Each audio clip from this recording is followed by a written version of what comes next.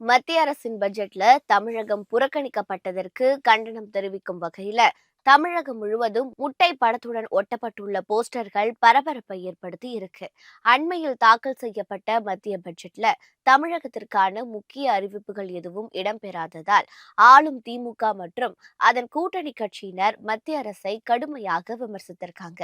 மத்திய அரசின் பட்ஜெட்டில் தமிழ்நாட்டிற்கு பெரும் ஏமாற்றம் மட்டுமே மிஞ்சியுள்ளதுனோ, பட்ஜெட்டில் தமிழ்நாட்டை தொடர்ந்து புறக்கணித்து வரும் மத்திய பாஜக அரசுக்கு வரும் சட்டமன்ற தேர்தலில் தமிழக மக்கள் தகுந்த பாடம் புகட்டுவார்கள் என்றும் முதலமைச்சர் ஸ்டாலின் தெரிவிச்சிருக்காரு. சட்டப்பேரவை தேர்தலில் பாஜகவுக்கு வெற்றி கிடைக்காது என்பதால் தான் மத்திய பட்ஜெட்டில் தமிழகம் புறக்கணிக்கப்பட்டுள்ளதாக திமுக விமர்சனம் செஞ்சிருக்கு.